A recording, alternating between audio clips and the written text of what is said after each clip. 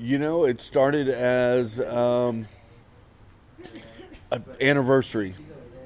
Here's a good reason to play again and let everybody know that we're glad to be alive and see if there's any interest.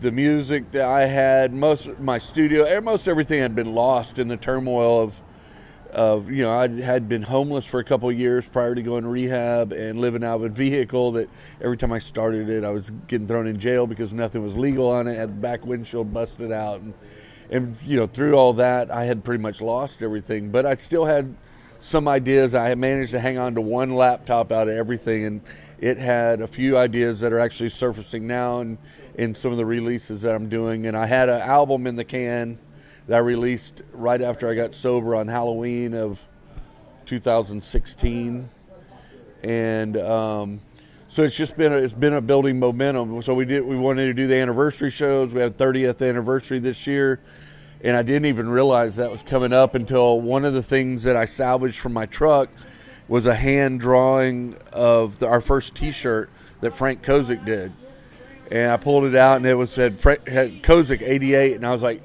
well, that's the year we started. 2018 is our 30th anniversary. So, we decided to do some anniversary shows, and what better way to do it than to compete with South by Southwest? So we signed up to do this thing called Rock Fest, and it was sketchy to say the least, and turned out to be a no-show.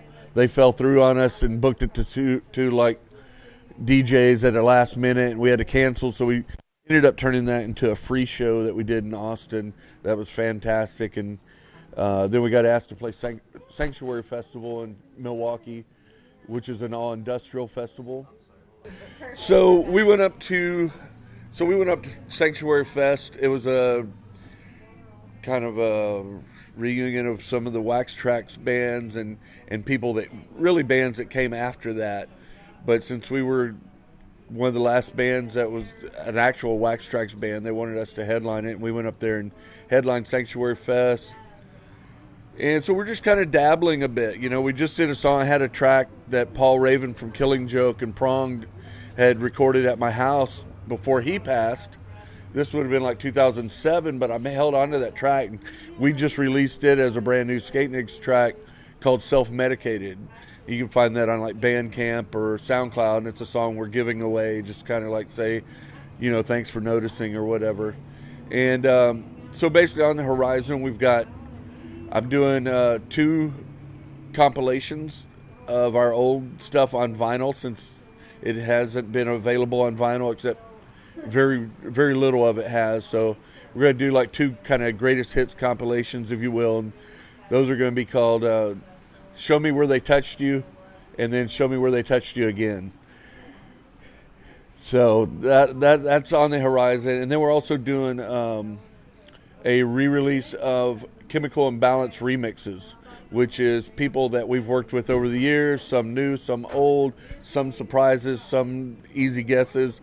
And it's going to be celebrating that song that we did that everybody really attached to, and just kind of like, a lot of people get tired of playing their hit song or whatever. It's like that song to me, it's like, has always been a big deal because people have been drawn to it, and it means different things to different people. And I've got so many letters from prison and letters from people now, or letters from kids who used to listen to the Skatenigs from their mom, and their mom's passed away, and they're still fans, and just a lot of great connections.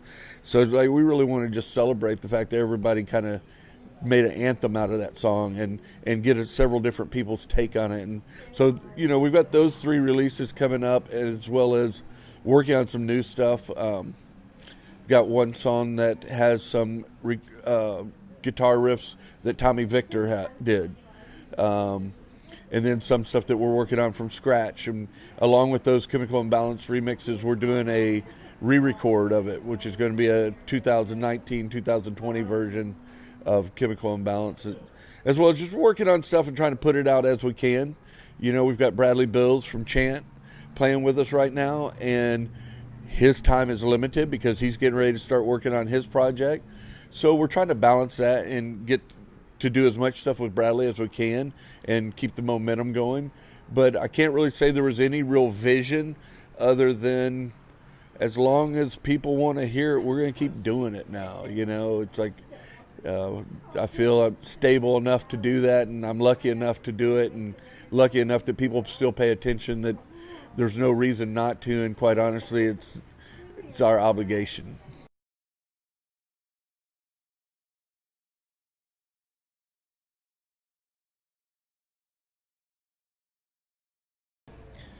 There's not as much doubt as there might have been before, and there's not enough. There's not as much false fueling, meaning I don't have to drug myself up to pretend to be something I'm not.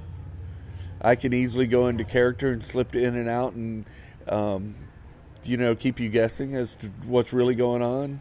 You know, I'm very much have always been very firmly tongue inserted firmly in cheek, and man, hopefully we'll go out that way. So we're going to keep that going and keep laughing at ourselves to the end.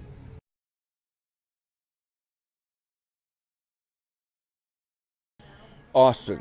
There was a version of the Skatenigs that were a novelty band, and it was a group of us in San Marcos that were all going to college at the time, and basically we just carried the name on from them. What was a few, maybe half a dozen truck stop shows, random times opening up for other people as just having fun. We just kind of carried that name forward when we got the opportunity to open up for ministry. I was a DJ for many years professionally, and when Jorgensen and I met, he asked me to get a band together to open up for ministry, and we had 6 rehearsals, wrote 6 songs, and opened up to 1,000 people with borrowed instruments. We did those 6 shows. 6s are very important in those early days for some reason, but we gave the instruments back. A year later, they were going back on tour, wanted us to do it again, and we decided, hey, let's play some shows after this. So we invested a little money and got our own instruments. And at that time, I think we had our drug dealer that became the keyboard player, because he was the only person that could afford to buy a sampler at the time, which we felt was very necessary to play with bands like Ministry. We needed a sampler, right? Because that's what it took to be industrial at the time. And as well as, we could keep fueled up at that time. So, we got going that way, and yes, we were the Austin rendition. We started in '88 while I was living in Austin. There is some San Marcos history to it, but I've heard Houston, I've heard Corpus, I've heard all kinds of stuff, but San Marcos and Austin are certainly relevant historically.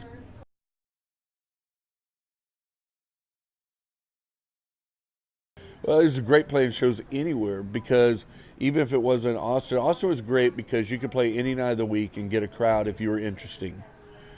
The thing that was great at that time was, and it's funny saying this sober, but being a DJ and having been in bands, it's very funny how the art environment, the creative environment, and its audience is drug driven. And the drugs were really good then.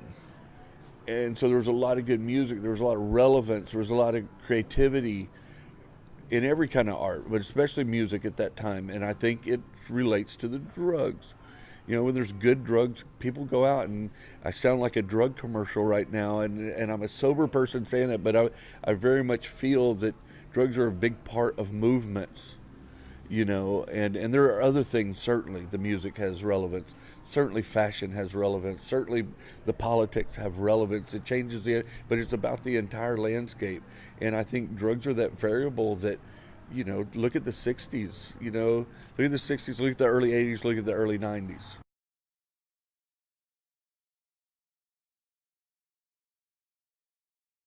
Absolutely, yeah. I mean, we were all, I don't know, I have told this to many people when I talk about me being in recovery, but for the longest time, I felt like my job description, drugs were right in those first 5 things that were part of my job description. And if I got sober, would I be able to have that job still? Would people still believe in the authenticity of that job? And, finally, because this was in the 90s when I'm thinking that, and now I look back on it and think, wow, I should have figured that out a little sooner, But the thing is that, I don't know at that time. I do know that when I did clean up, that everything's good. You know, I feel great about everything. Was there a doubt at first? Yeah, there's a doubt at first, you know.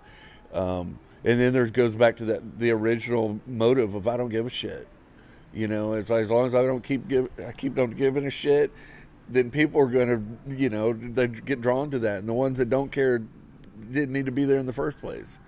You know, so it's like, so just maintaining that theme of being authentic and being real, and I think it transcends. But absolutely, drugs. It was a drug-fueled environment, you know, and it makes for an interesting read, you know. And I think honestly, at the time, a lot of us were doing the drugs because it sounded good in our articles. We thought it sounded good in our interviews. You know, it made for an interesting story. You know, all the great artists die of drug overdoses and suicide and all this stuff, and you know, it's a bunch of bullshit. But at the time, that's what's going on, and everything that was relevant at the time kind of repeats that and reaffirms that. So, you know, it's like, I know where we were coming from thinking that. Is it real? No, it's bullshit. You know, you can find your creativity somewhere. It's like, I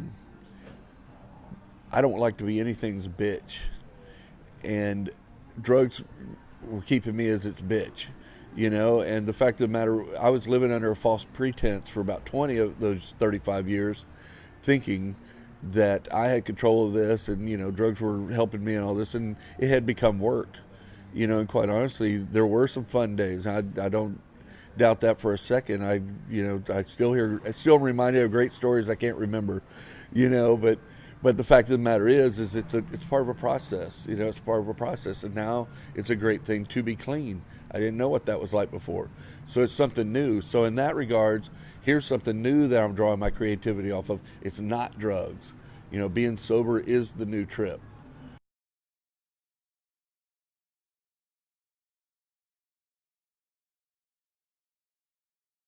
Well, we certainly like to play on that. I mean, we will new material will play on that for sure. But like I say, everything's very tongue in cheek. You know, whatever takes me out is whatever's going to take me out. And it might be me walking in front of a bicycle. I don't, you know, it may not be very glorious at all.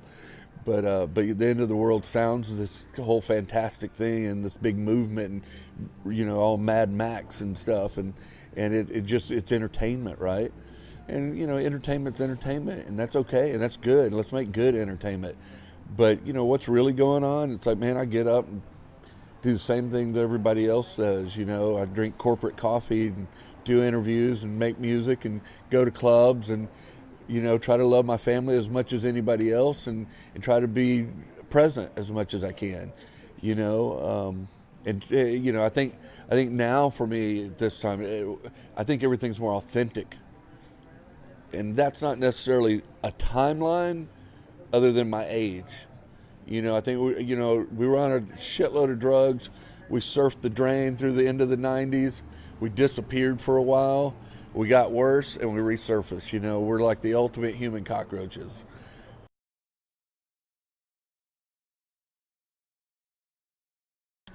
You know, I think,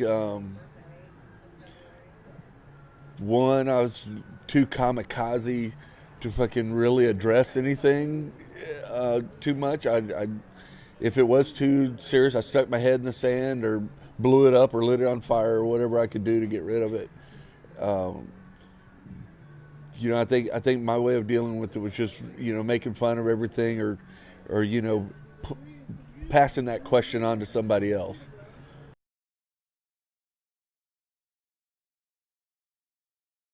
I was DJing at the Cave Club in Austin, and I had my girlfriend put up the deposit for ministry to play at the Cave Club. They came through. We hung out that night. The road manager didn't want to play the club because they couldn't fit any of the stage set in. They had to get a saw and cut all the fence down and drag it in and reset it up, and they wanted to cancel the show. And Al came in and looked at the club and was like, no, we're playing this fucking place. And so I really appreciated that. And I was like, you know, and I kind of heard what was going on at the time because he had some cassettes of Stigmata, and they were doing like kind of newer versions of stuff off of Twitch. And I thought that was really cool, you know, that kind of electronic music was moving into the rock realm and even heavier and even more punk rock, which was where my heart is.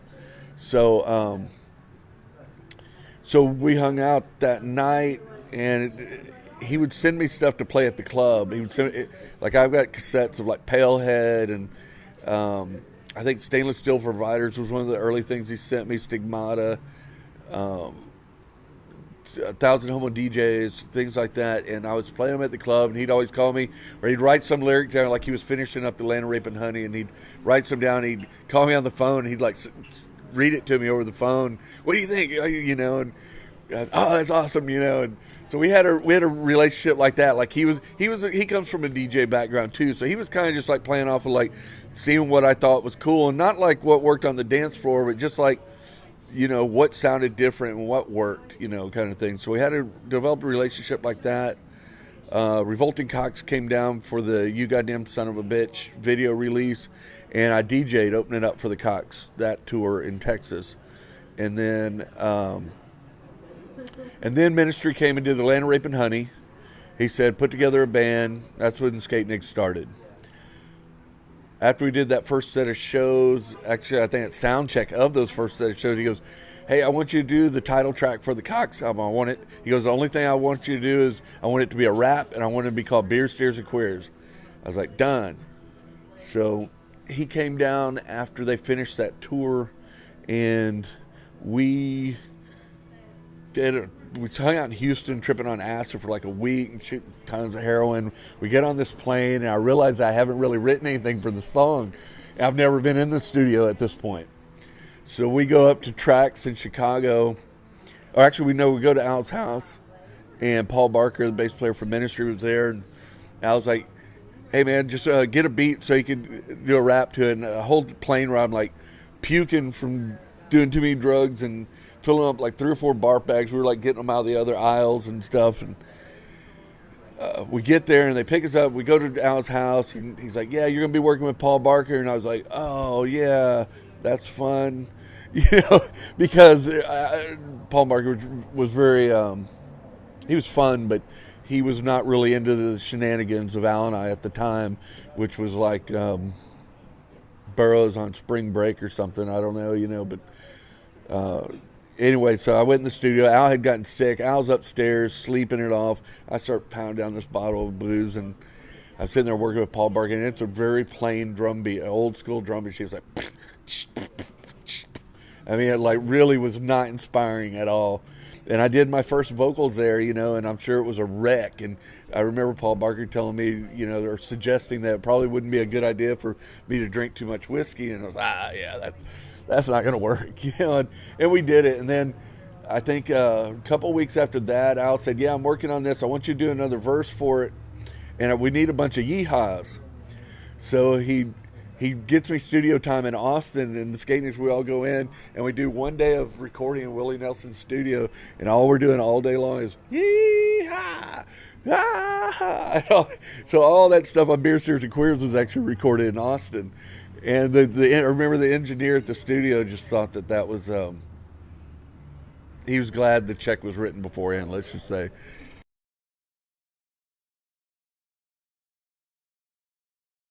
The first album comes about, so Beer, Steers, and Queers comes out.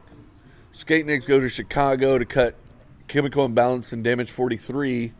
Al's doing it in Ministry's off time because he knows Wax Trax will sign us if we get something recorded that he can handle. Because he had come to a show at the Cannibal Club in Austin, and he heard Chemical Imbalance. He's like, yeah, we need to record that. And so we went up to Chicago, and I think this was right before we started doing the Beer, Steers, and Queers tour. Long story short, we played a show with Al. We did the track. Wax Trax shows up at the show and was like, yeah, we want to sign you. So we actually recorded the album on Wax Trax's dime. During that whole thing, they were finishing up, Ministry was finishing up Psalm 69.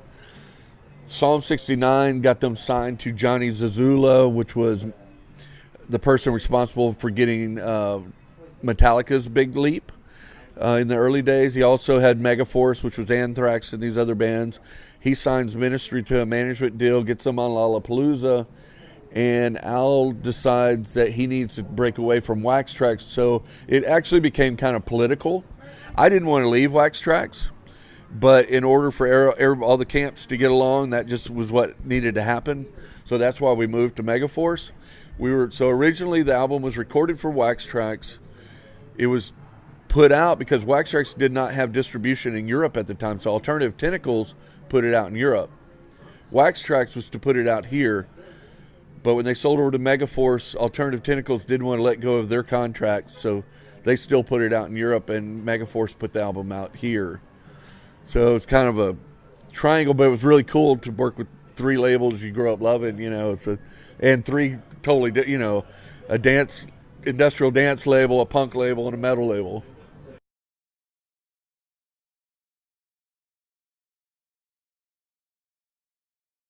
Sure. Well, we toured with KMFDM before.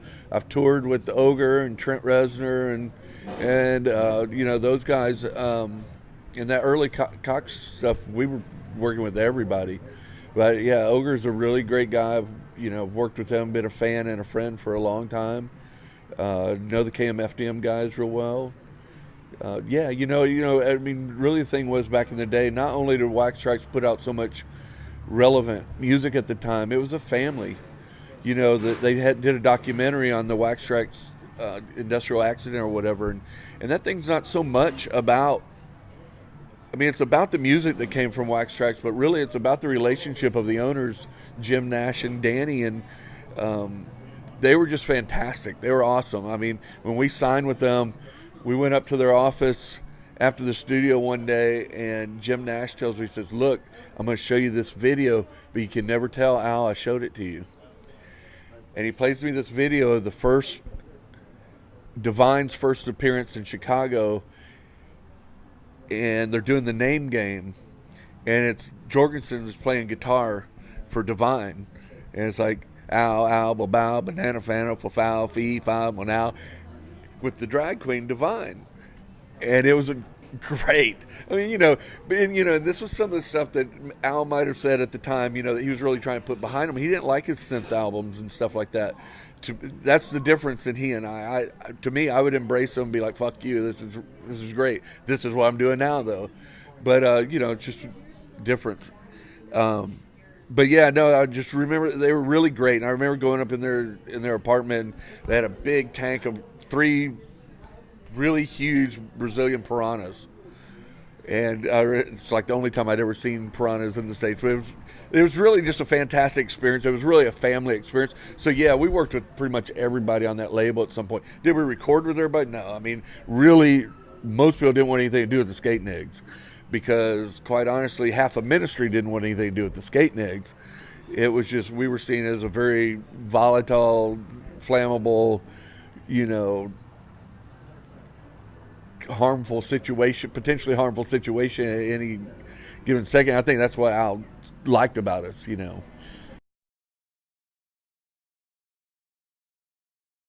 We toured with Fear. We toured with Fear. We did a record for Red Light Records, and we did a video off of that with the guy that did a bunch of Ice Cube's videos and stuff at the time. Our video editor, it was funny because our video editor, we paid all these big bucks to do this big video, and it was a cool video and stuff, but that label just ran out of money and couldn't support us. We actually had a tour booked with Tool in Europe. We were on the posters and everything, and they went bankrupt, and we couldn't afford to go over there. So we were dead in the water for a while. And then we toured with Guar for a bit. We did a couple other little tours on our own, and slowly drugs became so prevalent, and I think our egos were a lot bigger than we were at the time. And it just like happens with a lot of bands. We could have used some marriage counseling at the time. So, so then after that, dropped off for a bit. Already had some stuff I had in mind I wanted to do. I wanted to do a punk rock record with a drum machine. So I kept Matt Mitchell, who was playing guitar with me in Skatenigs, and Chris Gates, who's playing with me tonight. Chris Gates from the Big Boys and Junkyard and Poison 13, all this. So the 3 of us got with Triple X Records in California, and Gibby Haynes from the Buttholes produced it, and we did just a punk rock record with the drum machine. We did some covers and we did some stuff. It was like if it had more than 2 parts, it was a third song.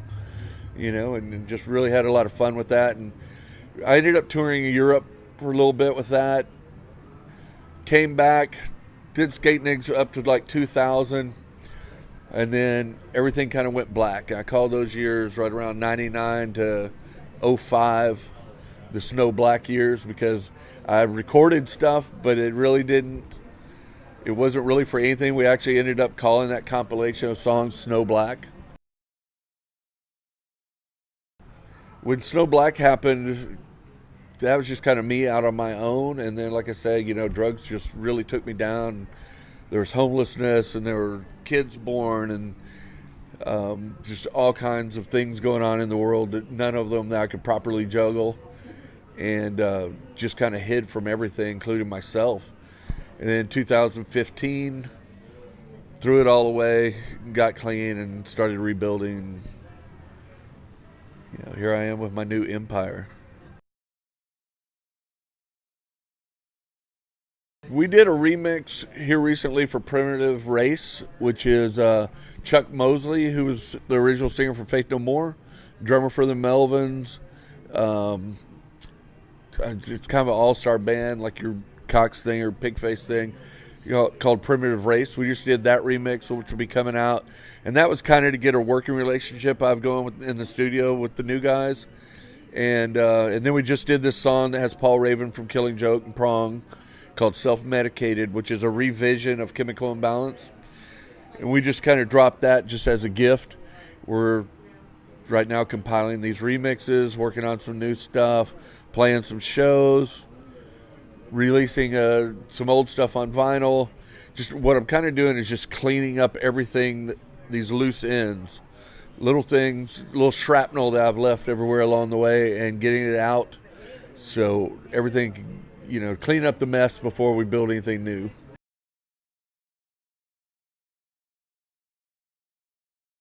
I've considered it. I don't like the idea of GoFundMe because it's kind of I don't know. It doesn't work for me so much. Not that I wouldn't do it.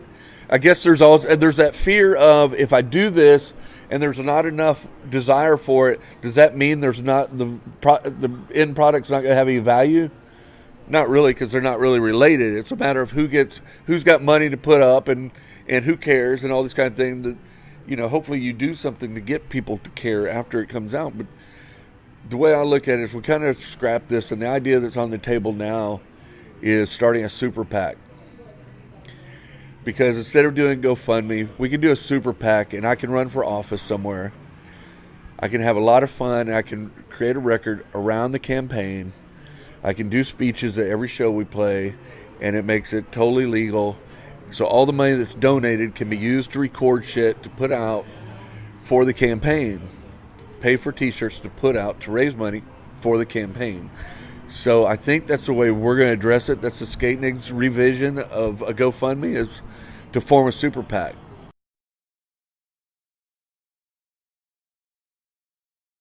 Well, everybody's got their own struggle. Everybody's got their own struggle. It's not easy on anybody, so you can't really lean on anybody, because everybody else is already using up all of their resources to try to figure out how to do it for themselves. The landscape that's changed, or the climate that's changed a little bit with it, is being able to do remixes for other projects and hand them out.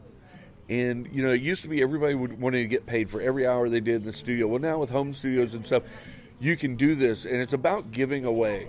I can give away songs to sell t-shirts. Finding those funding streams. What makes my people happy? I'm selling switchblades. I can't keep them in stock. That's what our crowd likes. I'm selling more switchblades than I ever sold records or shirts or anything. It is what it is.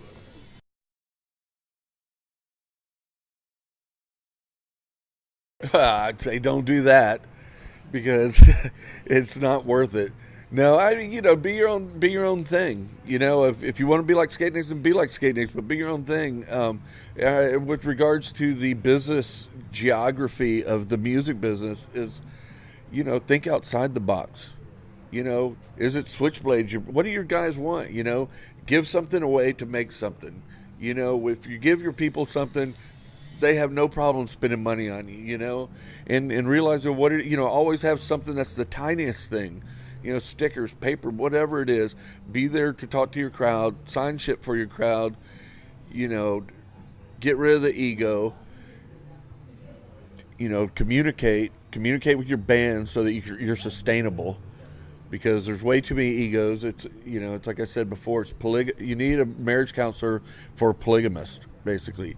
So it's like, address those issues, be sustainable, be kind to your fans, think outside the box, but also look at models that are working. Find out what young band that's being real successful doing their own shit, and ask them how they did it, and see what you can learn from it. And that kind of stuff, I don't know. I'm winging it myself, and that's kind of where we're at in the music business. Everybody's winging it. So find what works for you and do it, and promote the hell out of yourself. I mean, when we first did the Skatenigs Interview, we didn't have when we went to rehearse, we're like, we can't rehearse yet. We haven't written a song. We can't write a song. We can't write a song because we haven't printed t-shirts. So the first thing we did was bought cans of spray paint and tagged our name all over town and made t-shirts. So if you want to be sustainable, figure out what it's going to take to be sustainable. It's very easy. I've pissed all over the internet. Skatenigs.com, Skatenigs.net, Bandcamp Skatenigs, Skatenigs SoundCloud, Skatenigs Facebook, Skatenigs Instagram, Skatenigs YouTube channel. You can find us.